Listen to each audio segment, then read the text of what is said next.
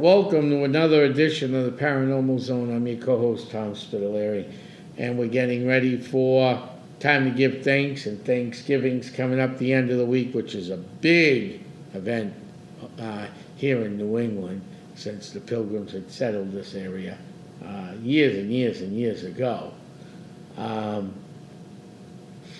So we're getting ready for that.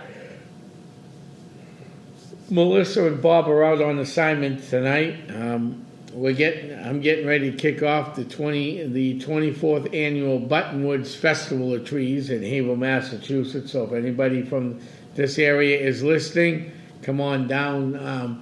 Paranormal Zone is not giving it away. We have a silent auction item set up for up to 10 people. If you're the highest bidder of silent auction, I will give you a tour of the Sandown Meeting House. We also got a ghost hunt for Hilldale Cemetery, and the Paranormal Zone did a wreath over there too. So the Paranormal Zone is set up so we can listen to all your opinions. We respect everybody's opinion. That's why we don't do a call-in show, because that way there we don't have to watch time lapse, this, that, and the other thing. Will we eventually go to call-in? Maybe, but as of right now, we're very happy with the way the show's been going. We just finished up a big 3-part series, and now tonight we're going to be talking with Kay Golden, author, UFO abductee, contactee. She's also a lifelong human abductee and outerworldly with the Greys. We're going to have her explain that. And without further ado, I want to welcome Kay Golden to New England. Welcome to New England, Kay. How are we doing tonight? Hey, Tom. Hi, I'm great. Thanks for having me on again. No problem. I mean, one of the best shows we've had on, and we're going to be talking a little bit about a lot of things tonight. So let's get started. First of all, what's going on? Let's talk about Into the Greys Abyss, Greys, for you people like me who can't hear straight and putting graves in all the time. You're never going to find that. Right. So now that's what happens, Kay. That's what happens when you turn 94. Your hearing starts to go. Oh, well, so for some people it's a little earlier. Yeah, that's true. We're also coming up on the anniversary of that is led to believe in the UFO world that he might have been assassinated because of UFOs, the assassination of President John F. Kennedy. Now, we are not a political talk show. We save that for the big guys. They're all over TV. They're all over podcasting. But we are coming up on his anniversary this week, actually. So, that's true.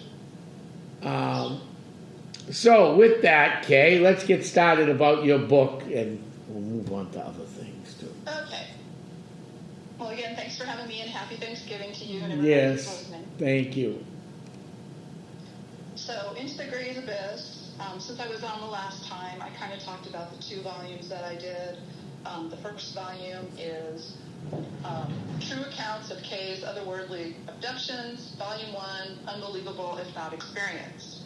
So that's the lead-in book. It kind of tells all about the big experience I had in Southern California in Diamond Bar in September of 2017, the big shocking experience that opened up doors to everything that has happened in the past and led to a lot more happening, from Southern California to Colorado to the new place, or our ranch right now that we have. So stuff is still going on. But the second volume is Volume 2. It's still Into the Greys Abyss. Its abductions continue. And so, real quickly, just to let your listeners know, I was going to give out my website so you can buy the books on my website if you want to. Here's why. You can get the original book, Volume 1, Into the Greys Abyss, at Barnes & Noble and on Amazon.com. No problem, right? So the second volume, Amazon blocked because of my cover. It is a little risque, but not terribly detailed or anything. And so they blocked it. They won't sell it on there. But you can get it through Barnes & Noble, and of course, once my website is up and running, you can get it through there. You guys just visit me on Facebook, Kay Golden, and I will put the website address on my Facebook page so everybody knows where to go if you want to get it. And through my website, you can get a signed copy of either volume. It takes a little while to get it and get it to you, but I will be the one sending it. I won't be drop shipping it. I will be the one sending it. So anyway, the 2 volumes we decided to do because the original book was so long and there was more I wanted to put into it and just didn't get to because of the publisher at the time. So you've got the 2 volumes. Volume 1 is, again, kind of a lead-in, all about what happened in Diamond Bar. And for those of you who listened to the first show I was on, I can't remember the episode number. Forgive me, Tom. I forgot too. I have to go back and look. It's been a while. I would say it was probably around the mid-20s. Yeah, well, I want to say 64 or something like that. Yeah. That may be wrong. But when you first had me on, it kind of explained about what happened in Diamond Bar. That was the whole big being abducted by the Greys in the middle of the night thing. Having a blue light in the room, which was completely bizarre. Having a dream before this all happened. And then being taken through a closed, locked, shuttered window. I was shouldered over my husband while he was on the bed sleeping also. And sent up to a craft. Went into being up to craft and had a little Zeta Gray at my elbow, one at my feet, and ended up on a table. And went from one table to, with the Zeta Gray at my elbow, taking me to another room, ended up on another table. Different procedures were done. A big, blurry, massive dark green shot into one room and shot right out, did something to me, and then shot right out.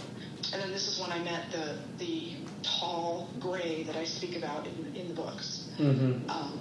This tall gray is very imposing. He's very manipulative. He's 7.5 feet tall. He has a strange name. I shortened it to Rex. We have thought transfer communication. As I have spoken with Linda Moulton-House several times about this, it is not telepathy where I can read his mind and he can read my mind. It is more like having a gunshot to your head, basically.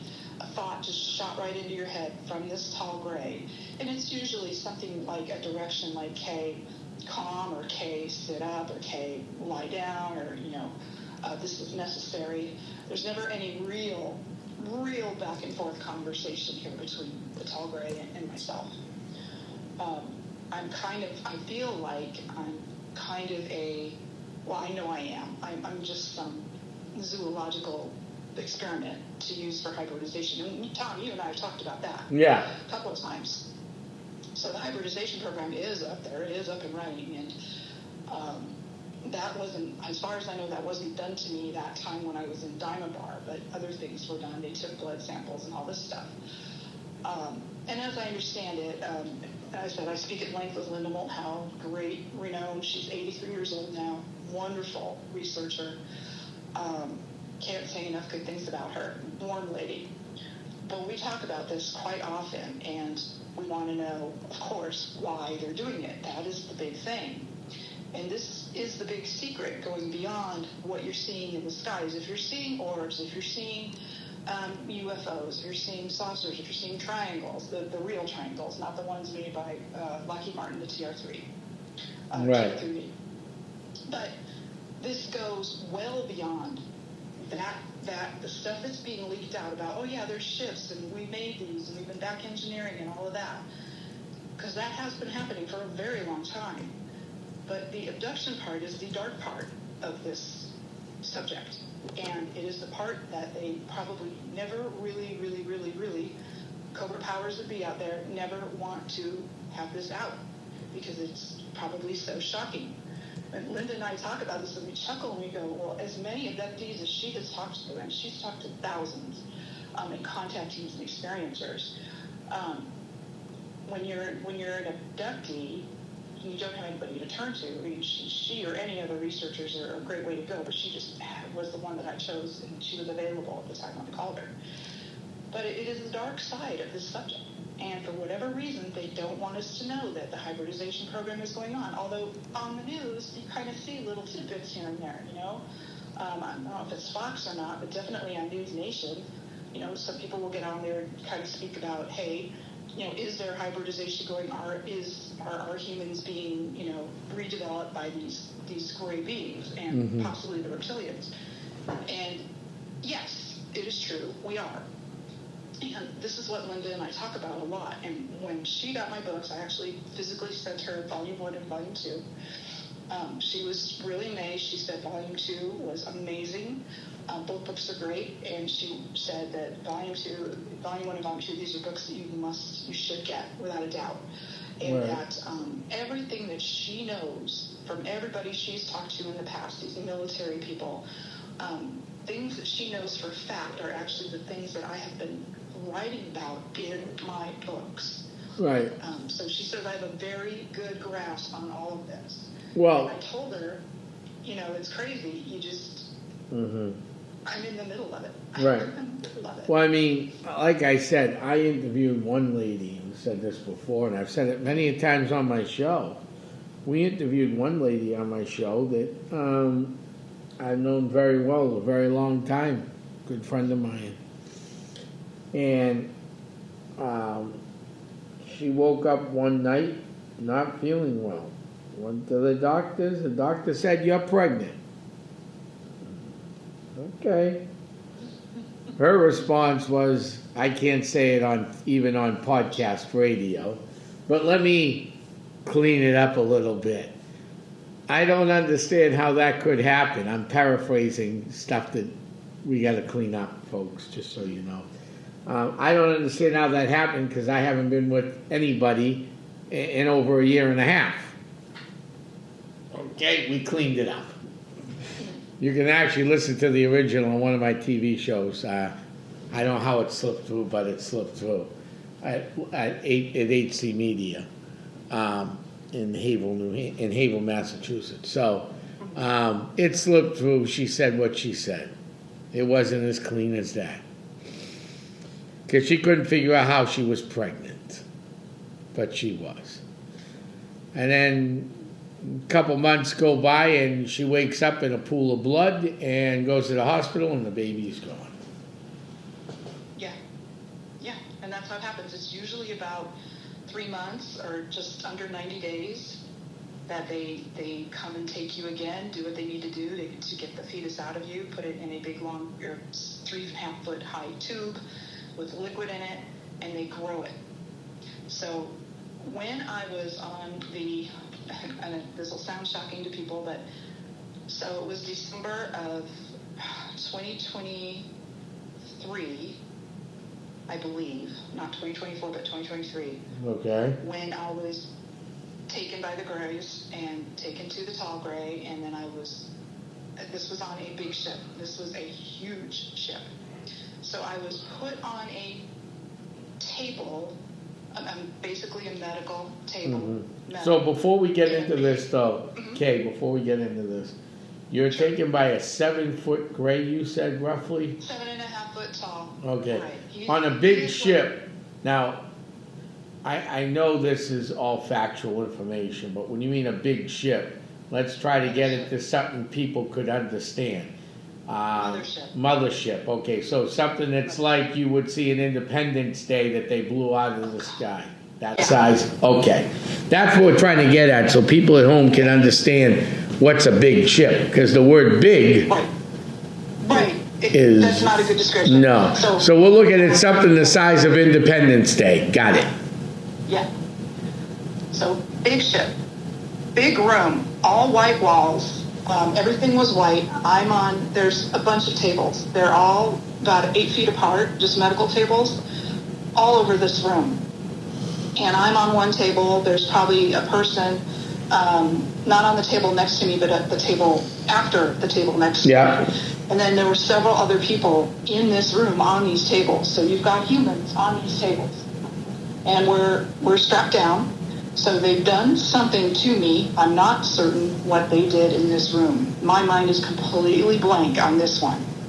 But I get released. I get taken by the little Zeta Gray again by my elbow. I'm walked through a bunch of corridors. There's glowing doors.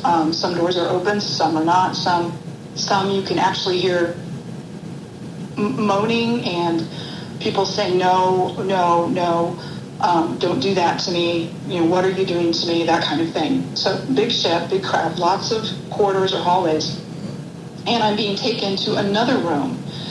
And in this room, I'm laid down on a table. I'm secured again. The Zeta Gray goes to its little, what do you call it, niche or closet area and just kind of hangs out there. And all I'm hearing in my head from the tall gray, who is not right there with me, is more like, you know, okay, calm, and, you know, this is necessary. So I'm freaking out because there's a metal device over my chest. It's not huge, it's small. But there's little lights going off on it, and it's making, what do you call it, a high-pitched, kind of a beeping sound. Okay. So I don't know what it is, and I'm kind of freaking out, but I'm locked down to the table, so I can't do anything but move my head. And it moves itself across the right side of my chest, and then this little thing comes out of it, and it gives me like a 5-puncture wound on the inside of my upper right arm. And I have the picture. I never put it in the book, so I apologize for that, folks. But I do have the actual picture of where that happened on the arm. And it is a circular area with 5 puncture wounds, like a multiple shot or vaccination, if you would.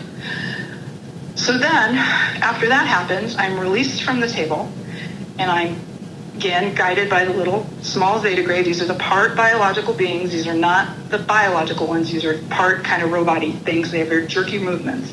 But they have the big black eyes and the blue-toned skin.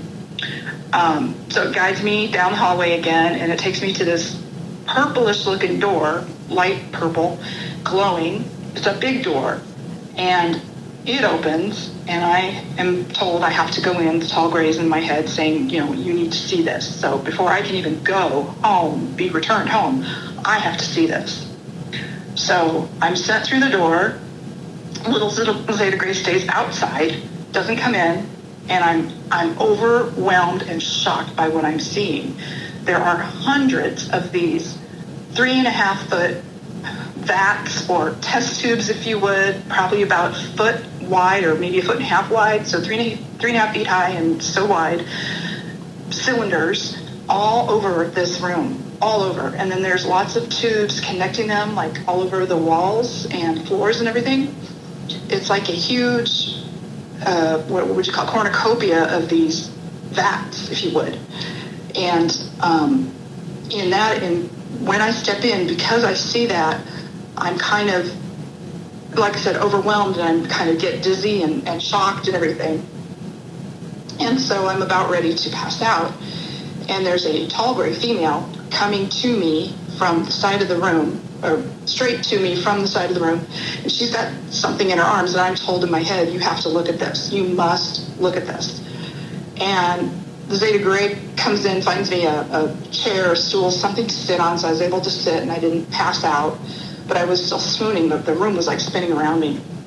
And this tall gray female comes to me with this bundle in this slightly, silky drape, was green colored, light green. And I knew instinctively what it was that she was going to show me and what I had to look at. And I just cringed because I didn't want to look. I wanted not to be in there. I didn't want to see this. And once I did have to see it, and she passed it to me, I was told again in my head, you know, you must look, you must hold it. So it's this little baby gray human hybrid with these just tiny, like preemie tiny, way tiny. I don't think this thing was more than 12 inches long, if even that. Tiny hand, it was all wrapped up tight, little face, normal ears, looked like normal, tiny, tiny nose, a little 5-fingered hand was there. It had the bluish skin tone to it. And when she passed this to me, the eyes opened, and that freaked me out because they were really blue, sapphire blue eyes. And they're a little bit bigger eyes than what I would say normal humans have. I mean, she didn't have cat-shaped eyes. They looked pretty normal, but they were just larger. And I say she because I kind of felt that this was she. So anyway, I'm having to hold this, and the tall gray female walks away to her side of the room, nursery, whatever you want to call it. And there's got to be at least 200 of these tubes up there in that one room. And that may not be the only nursery on the ship. That may only be one out of many.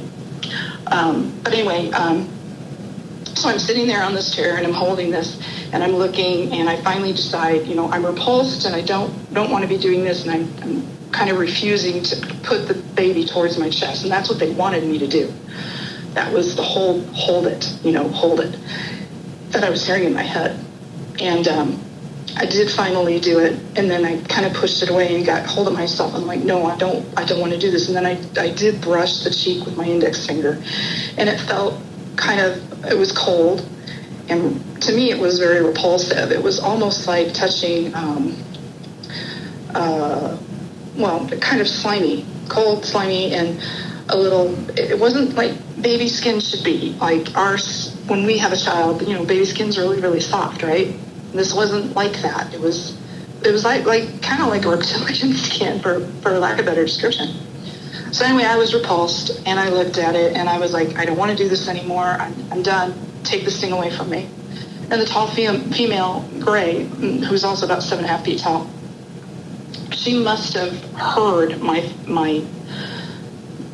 distress, whatever, and come and took it away from me. And I was so relieved when that happened, because I did not want to be there, and I did not want to believe for 1 second that thing was mine. Now, when Linda and I talk about this later, she said that whole room could have been mine. And I cringed. I was like, you've got to be kidding me. No way. And she says, yes, there are people that have a whole room full of them. And I don't believe that, of course, is my situation. But it was shocking. That was really shocking. So I think what they did to me is they inoculated me so that I wouldn't pass anything on to this child, or it wouldn't pass anything on to me. So that I had to have those little tests done, and then I came and they made me do that. So that was very shocking. It was unbelievable.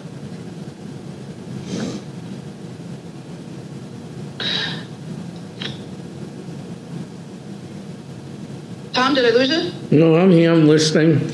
Okay. Nope, you're doing great here. Nope, I'm here listening in as you're telling your story. Okay. So after that, and when I got returned, it was kind of like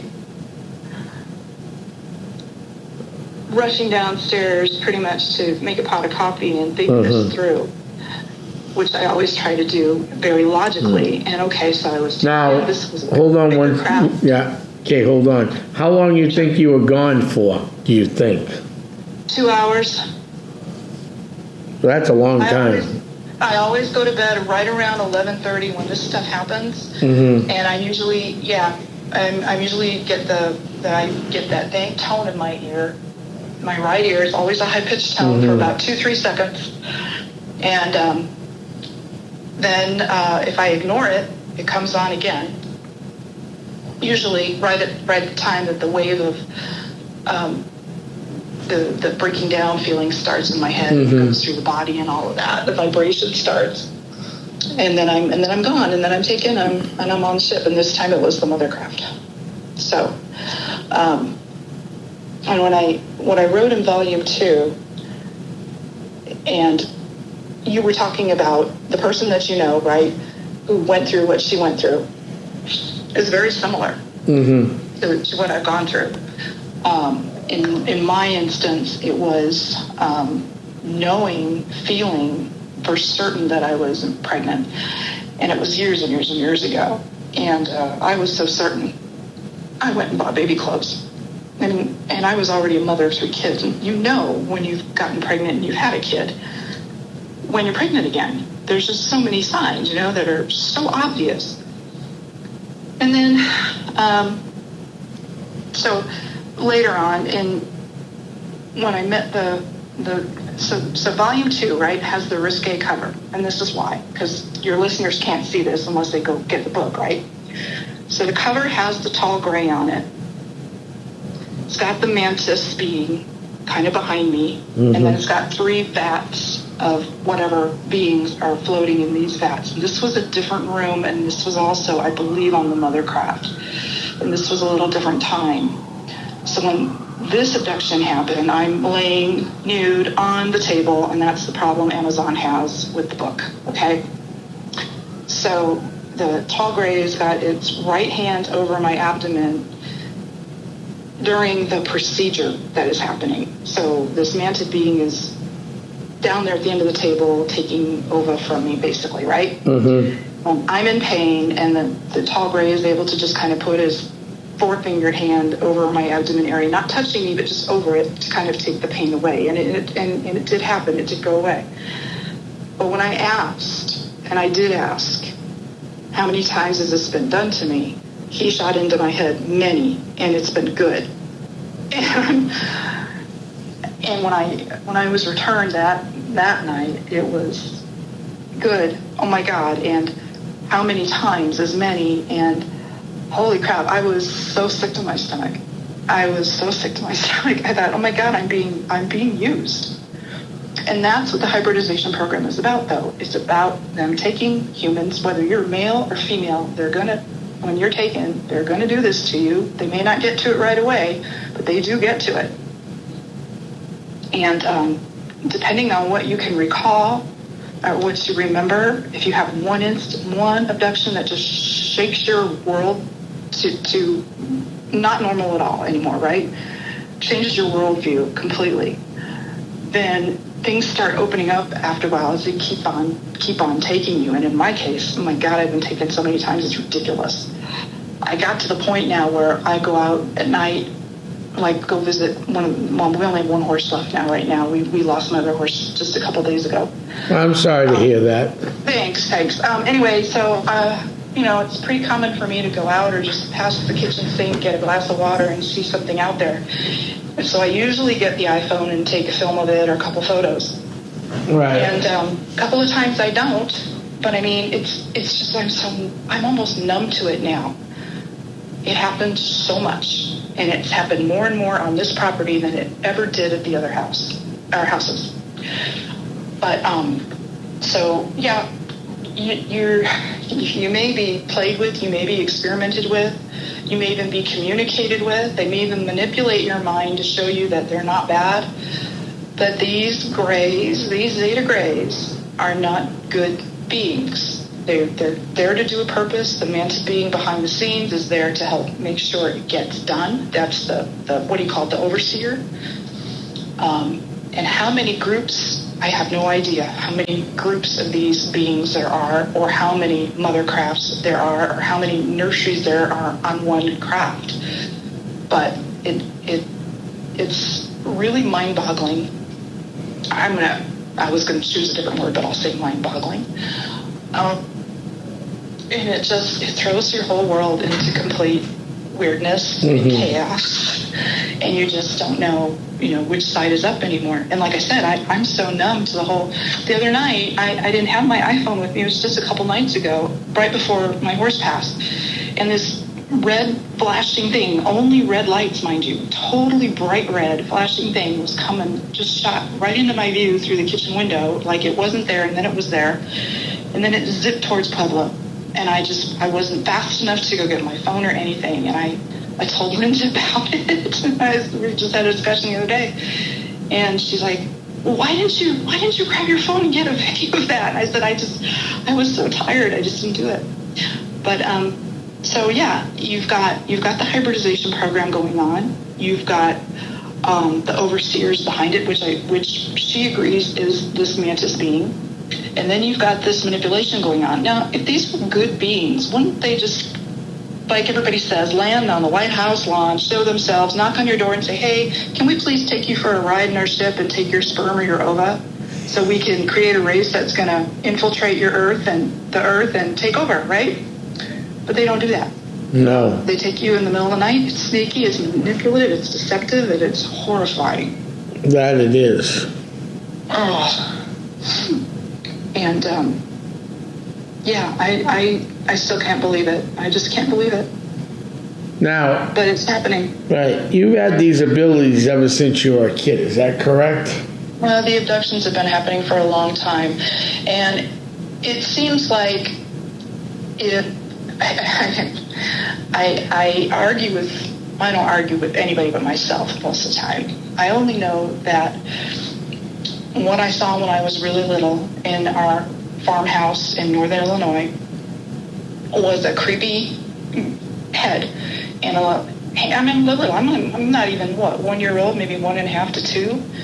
And as far as I know, I was running around to the town square, and my parents or my family, I had a big family, they either didn't care or they didn't come look for me. And then when they did come look for me, I was always found at the town square. And that was, I guess, in Huntley, Illinois. Mm-hmm. And I was really, really little. But the farmhouse was a little bit later than that. So when that moonlight hit and I'm little and I see this creepy gray, to me it's black in the moonlight, these big eyes, and I don't know why. Mm-hmm. I know that we hit something in an airplane during a vacation that I was on my mom's lap.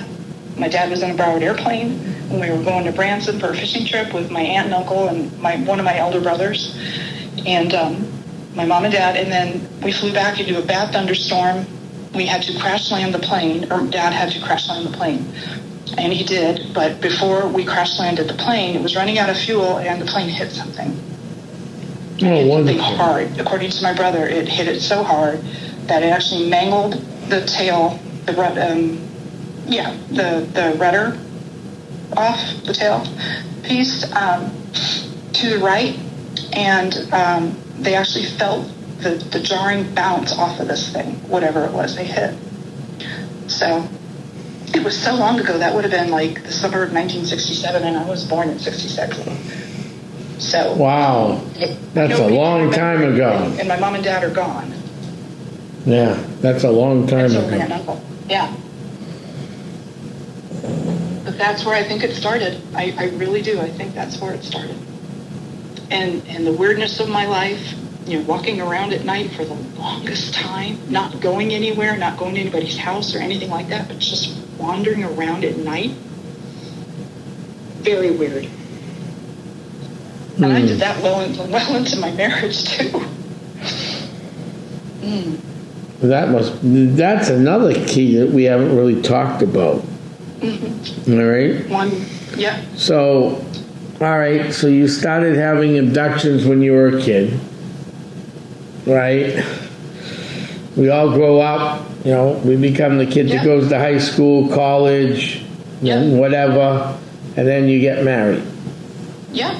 And you have times where nothing happens at all, or at least that I'm not able to recall. And right. Not a whole bunch of major things, just some things.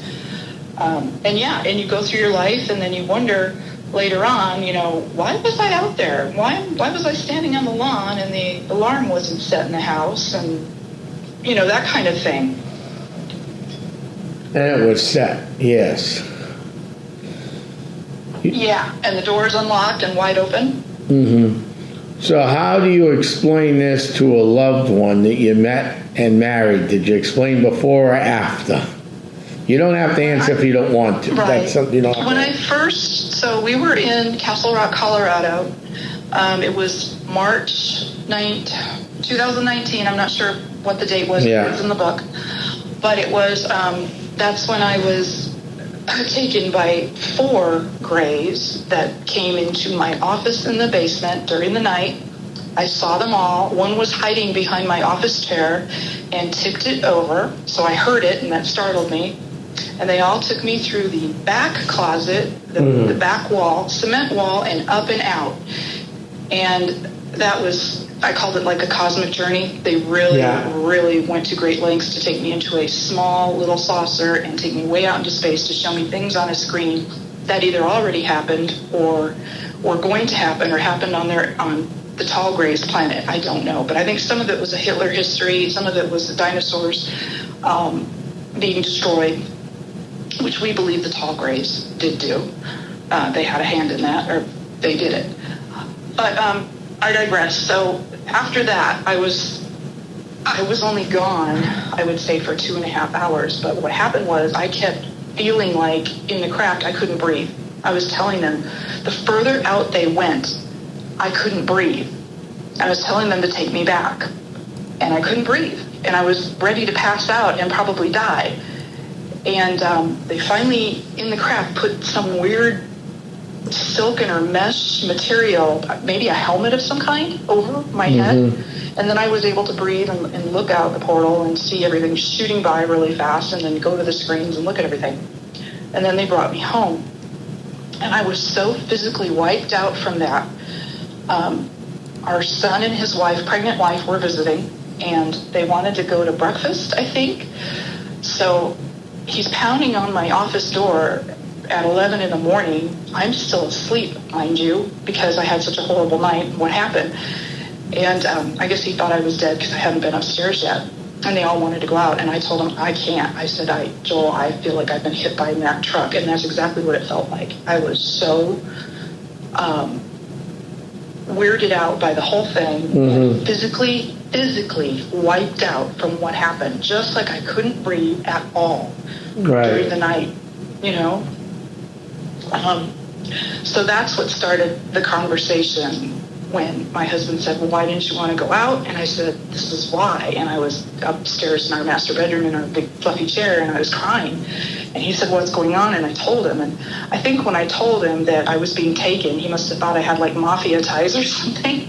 I was like, what's going on with you, you know? But I explained it, and it is very hard to tell somebody in your family. And I will tell you this, like I wrote in the book, if you know a person will be 100% supportive at the time that this stuff happens, you've got to have somebody to tell it to, obviously. Then go for it. But if you have even the slightest inkling that they're not going to buy this, they're not going to listen, they're going to push you away or give you the cross sign, hey, get back, you know, then don't do it. Find somebody else. And that's where I was at. So that morning, I was trying to tell him what was going on, and bless his heart, everything has been really good. He's listened a lot, and he understands a lot now. But especially with all the podcasts I've been on, and of course the books that I've written. But when I first told him, it was as if I was a vampire and he was holding up this girl. I mean, it really was. It was sad because I had to go out to our backyard, and I cried because I thought, oh my God, we've been married all this time. What does this mean for our marriage? And he's not understanding, and this is what's happened, and who do I go to now? So that's very soul crushing to know that someone that close to you might not believe or want to believe what you're saying. I've given him no cause ever to believe that any of this is false. And that's very hard. I mean, I was lucky. I had Linda Moulton Howe to call, and she answered the phone that one morning. And ever since then, we've been able to talk to each other. And that was 2020, I think, when I called her in September of 2020. First time. So yeah, if you have somebody you know for sure who's going to be 100% supportive of you, go for it. But if not, find somebody else, because you do have to talk about it. Right. It just blows your mind when this stuff happens. Well, I mean, especially. Right. Our way, we have the Starbond support crew out of Maine, Audrey Hewins and Debbie Hewins. We also have Mike Stevens out of Dover, New Hampshire. He has a support crew that's a real good support group. So they're out there. You just got to look them up. Yep. And don't be afraid to. That's the key here. Now, besides you, and this is another one of those questions you don't have to answer. Besides you, is there anybody else in your family, immediate family or close family or friends that have been, say, abducted or, you know, seen as much as you have? Because my parents are gone now, but before my mom got dementia and then passed last October, well, she passed before October. We didn't have the funeral till October. I think she passed in March. But, March. I had talked to her about this, and she told me at the time, down at her house in Ava, Missouri, that she was always interested in it, didn't know why she was interested in it. And I wanted to have much further in-depth conversations with my mother to find out why, A, she went out walking at night sometimes, B, she got really upset in the bathroom a lot of times, and overly upset, and a couple other things with her. And then her mother, my grandmother, very nice woman, but very strange woman. And so I wondered about all this stuff. But now, mom's gone, dad's gone, and my brother that I talked to about when the plane crash thing happened, and he went through all that with me, he doesn't remember anybody having missing time or having any kind of experiences like that. And he did understand 100% what I was saying about that plane crash and the rudder that was hit and torn off almost. And he said, what did he say? He said the thunder was tremendous. The sky was ugly during that thunderstorm. And he said there was lightning, but there was also like orange flashes. And that's the only supporting evidence I would have, other than having a picture of the plane's mangled tail, which nobody ever bothered to take a picture of apparently, or keep the picture if they did take a picture of it. And again, that was 1967, or summer of. So I'm not certain about that. But as far as my other brothers and stuff go, when I told them about the books and I actually sent them a picture of it, nobody's come forward and said, hey, Susan, that's happened to me. But I do have a brother who's in his 60s, I think right now, late 60s. He has had ghostly experiences. And he's in Kentucky, so. But he had ghostly experiences when he was little, he said. Well, that's interesting. So it does run in the family a little bit here. Some stuff. Yes. Yeah, and maybe my I'm the last of 9. Everybody else is much older than me, so they may not remember anything that happened. Right. All right. Well, okay, we'll get back. So our great listeners can tell where they can get these books again. So why don't we remind our great listeners where they come get these books at, and then we're going to go on to another subject. Sure thing. Okay, so Into the Gray's Abyss, Volume 1 is available on Amazon.com. It's also available on Barnes & Noble, and I think there's a few other places like Apple Books and wherever the other platforms are that you can get it on.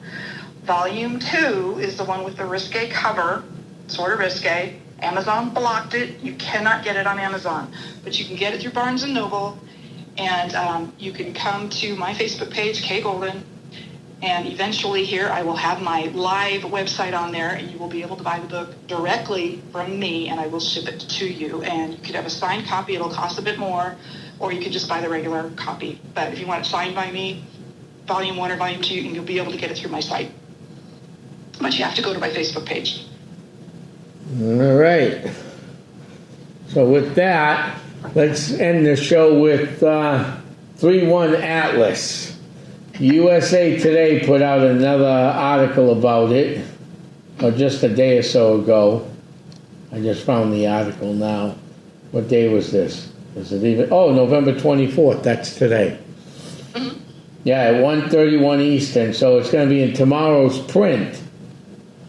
They released some new photos. What do you think this 3-1 Atlas is? Or 3-Eye Atlas? I've been watching it pretty closely. I've been watching Avi Loeb very closely. And I can only say, and I think I've said it before on a couple other different podcasts, but so because of the recurring dreams that I've been blessed with, or cursed with, if you would, I have a not great feeling about 3-Eye Atlas being a comet at all. I don't think it is. I think it's something that they don't want to tell us about. They may not even know what it is. But Linda Moulton Howe, me, Avi Loeb, we kind of all agree that this is probably intelligence from another far-off place, because it came from way out of our solar system. Mm-hmm. And there's details to this that aren't in a normal comet. At one point, there was supposedly evidence where there were 9 other objects with it. And that was, I think, a month ago when I think I talked about that in one of my little YouTube short videos. But Avi has got a really good take on this. He's the only one who's very, very factual about what's going on with this thing, what we're seeing, the details that are there, and that it does not add up to a regular, normal comet. And why did it take NASA so long to finally get a picture? And it's not a great picture, by the way. It doesn't clear everything up at all. It looks like a big blurry light. That's it. It doesn't really explain anything detail-wise about this big thing that's headed, towards Jupiter. Yeah. What I see, Kay, is a big blurry light with exactly dashes of light. 1, 2, 3, 4, 5, 6, 7, 8. About 10 dashes of light around it. Yeah, it's huge. Yeah. And I know it's supposed to be like city size. Like first it was Massachusetts size, I believe. I don't think it's lost a whole lot since it's come, and that it has these nickel in it was very puzzling because most comets apparently don't have a lot of nickel in it. So that's why Avi Loeb was thinking, with all this nickel, this could definitely be an alien or ET intelligence. It could be a ship. It could be, Linda and I talked about it, it could be a bunch of ships all together. Right.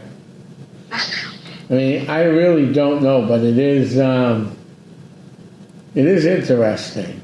And very interesting. I mean, you look at these things, and then here's another picture here. Looks like there's a face in the thing. It's pretty scary. Yeah, exactly. And if you put this together with all the different sightings people are having just in this year alone, right, it is phenomenal, the numbers of UFOs and orbs that people are seeing all over the place. Well, we had one, we did episode 2 of a 3-part special.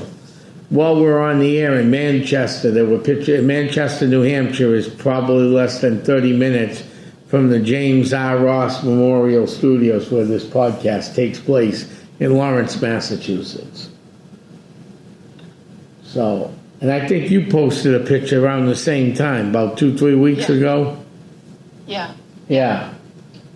Yeah, there's all kinds of things up there, and I just find it kind of coincidental, but maybe it's not coincidental that all of these things are all of a sudden appearing.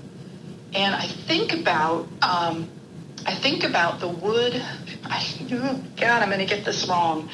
There is a very old, I believe it is a wood carving showing, and I'm thinking this is from like way back when in the 1800s or maybe a little earlier than that, where it's got all these different, I will say, crafts in the sky, and it is German in its original nature. I believe this is German. So somebody used this as news, as I'm understanding it, and I wish I had the name of the darn thing. You'd kind of have to go to Google and try to type it in and look it up. But it's German. It was sort of some sort of newspaper, but it was done in wood, and it showed all these different ships of different shapes all over it way back then. And it looked like there's lightning coming out of them and all Here kinds it of is. stuff. In 1561, celestial phenomena over Nuremberg. Mm-hmm. Yes. Yeah. Yeah, but that's incredible. And I always think about that, going, well, maybe they were talking about something that was going to happen in the future. Or maybe it happened once before and it's going to happen again. I mean, we just don't know. Right. It's right here. So that is interesting in itself.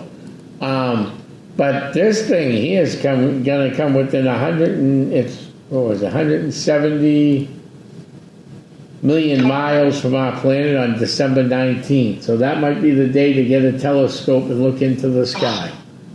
Yeah. I just kind of keep watching Avi Loeb and talking to Linda, and I'm kind of sort of praying that, hey, it's not what we might think it is, that it is just a normal, comet with just very strange features. But I don't get that feeling. And when I talk to Linda Moulton Howe, she's talked to other abductees, and she says when she talks to them and other people, they're kind of saying the same thing. They're all getting this foreboding feeling with this thing. And those recurring dreams I had are just, in my mind, why would I have those after all this contact, having the recurring dreams, having all this contact, going through all this for naught? Mm-hmm. But that's looking on the positive side of the abductions and the contact that I've had. I could say, hey, it's just all one big stupid coincidence, and it's just a comet, and maybe I'm just thinking in the wrong direction. But Right. that's positive thinking in towards saying it's not anything but a comet. But I just don't get that feeling. I don't. Mm-hmm. Well, it is quite interesting, Kay. I mean, to have it change colors the way it's changed colors. Yes. And speed up. And speed up. Yeah. So it must have its own propulsion system. Yeah, that's what Avi Loeb was saying, and that's what Linda was saying. Yeah, comets don't normally do that. Now, if they like slingshot around the sun, then there's going to be that propulsion. Right. But, And they don't even know how big it is. It could be estimated range from a few hundred feet to a few miles across, according to the ESA, which is the European Space Agency. Right. Hubble's Space Telescope allowed astronomers to estimate the size of the comet's solid, icy nucleus anywhere from 1,400 feet to 3.5 miles wide. Yes, and who was the writer? Oh, forgive me. And I just wrote about him. Oh my God, I'm having a terrible brain lapse here. So there is a writer who wrote a book about the rings of Saturn. Mm-hmm. And what was found in them. I can't think of his name. I apologize. But the rings of Saturn, there was a big 3 or 5 mile long craft found in the rings. Yeah. And this author was a NASA scientist, I believe, worked for them. And when they saw this picture, and then he got out of there, then he wrote the book. Right. Yeah, great book. I just can't think of the author's name. Oh my God.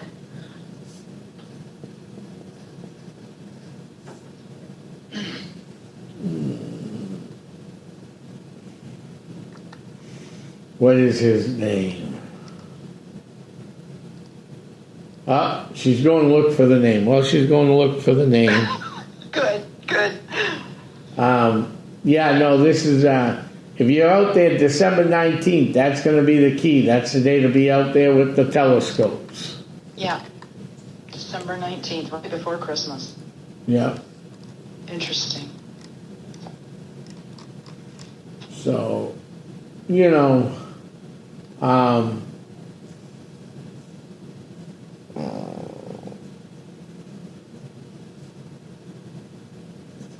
yeah, so keep an eye out there because it's going to happen.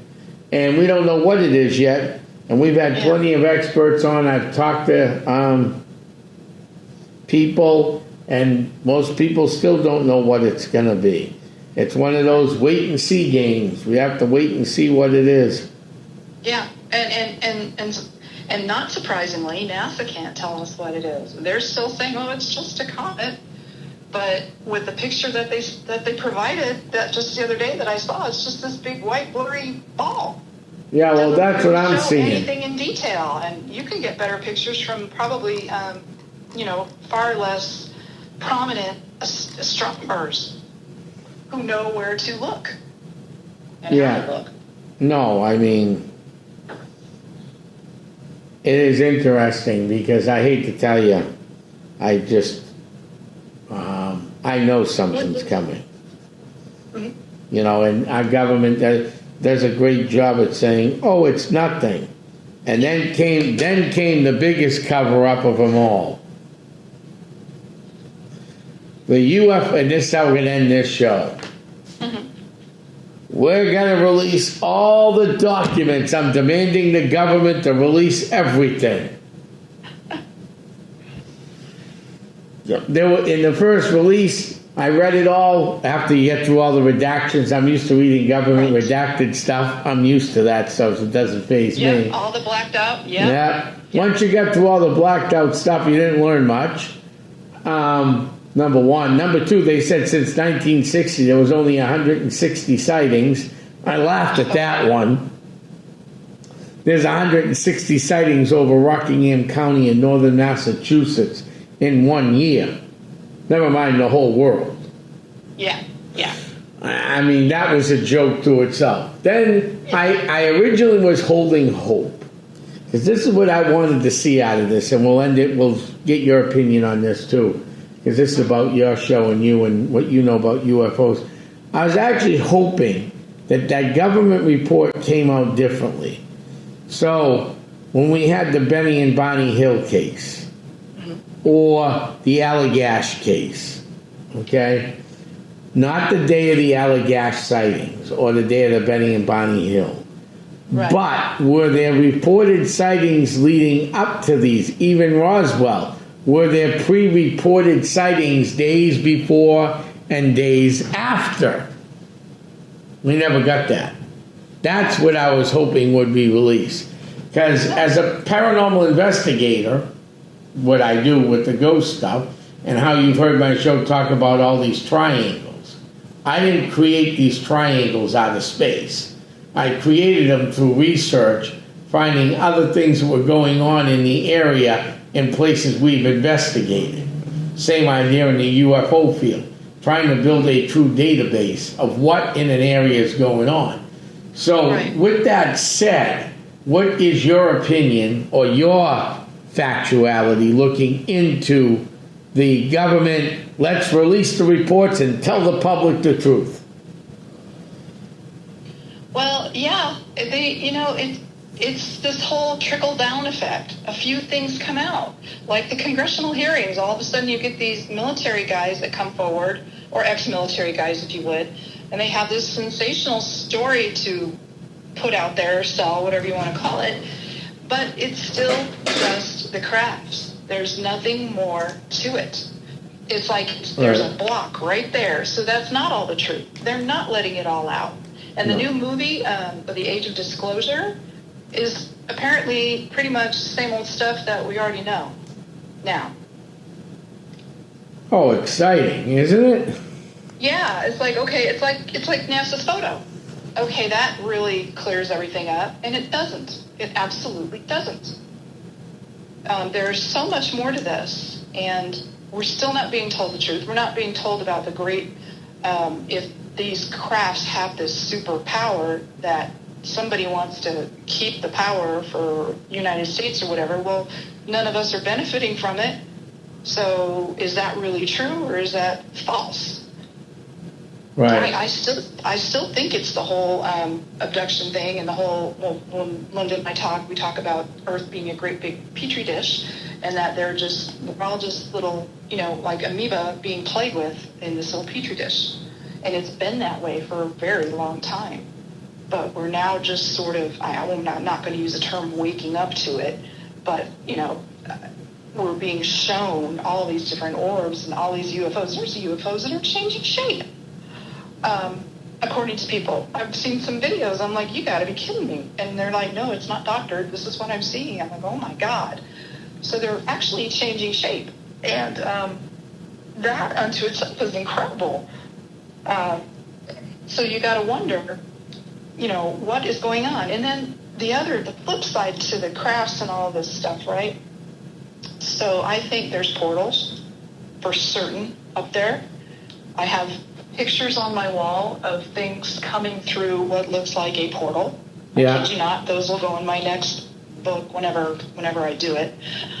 And I know other people are seeing this too, all over the world. It isn't just here in Colorado or California or Massachusetts or anything. It's all over the world.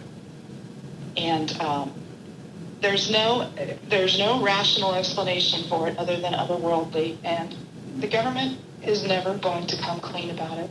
Ever. They'll never come clean about it. Of course they won't. Why would they? Yeah, it doesn't make any sense. The covert powers that be are holding onto the reins of this horse very tightly, and all I know is that when you hold onto the reins very tightly on a horse, you're going to get bucked off. Right. So something will happen to shake it up, but I don't think we're ever going to hear the truth from them.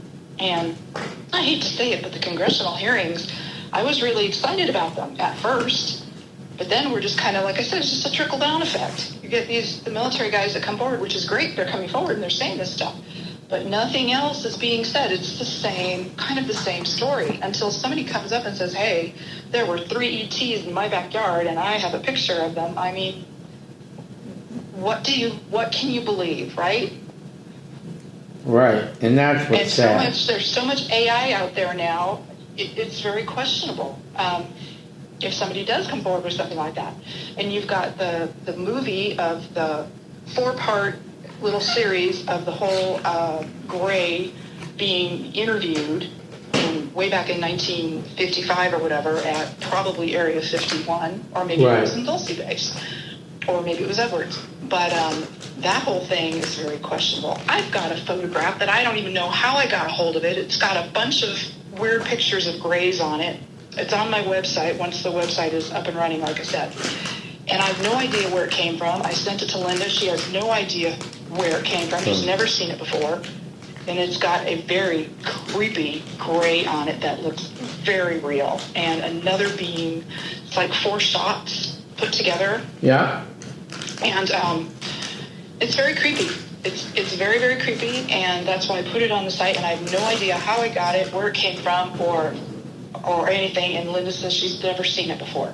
And she has done tons and tons and tons of research with ex-military and military and secret people and all of that stuff. And she has no idea where this photo came from. Wow. It's very creepy. He's got the big, dark, almond-shaped eyes. You know, definitely, I don't know if it could be some kind of, puppet that somebody made and made these pictures of. But it just gave me a chill when I saw it. And somehow I ended up with this picture, and it'll be on the website. Interesting. Yeah. That is very, very interesting, actually. Well, okay, we've come to the end of this great show. We love having you on. We'll definitely have you back on. I appreciate it. So, okay, one last time for our great listeners across the world, if they want to get, and then don't hang up when we go off the edge. I wanted to talk to you about one quick thing. Sure. How can people get a hold of your book again? Okay. So you can get Into the Gray's Abyss, Volume 1 on Amazon.com, Barnes & Noble, pretty much any of the platforms, Apple and stuff like that sell books. Volume 2 is the one that's got the risque cover. So Volume 2, you can go to Barnes & Noble and get it there. It is not going to be on Amazon.com. It is not going to be on Apple Books because of Amazon.com blocking it. But you can get it on my website once my website is live, and you can get signed copies from me directly.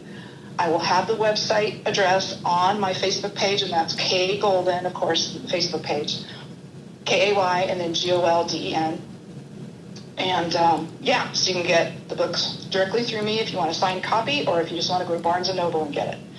And basically that's the best thing to do because I'm kind of upset with Amazon right now. Oh, wow. So we're going to go to Amazon to get the book. Or my website. Or your website. Let's push them all to your website. I appreciate it. The best place to get the book at. Go to my Facebook page, Kay Golden, and I will have the website on there as soon as it's up and running. I still have a guy working on it. It's going to be up and running soon. All right. So with that, I want to thank everybody for tuning in tonight. Next week, we're going to have another great guest on. Don't forget this weekend's Buttonwoods Festival of Trees. If you're local, come on down. Kickoff party is Friday night, 5 to 8. And it's going to be a grand old time. We have a legendary local band coming in called Courier Square. So please come on down. Support the local historical society. Support everybody. That's what we do here on this show. I want to thank Kay. Kay, great guest. We're going to have her back on. Keep your eyes in the sky. Keep your ears loose. And happy Thanksgiving. I'm heading home to my crib. Good night, everybody.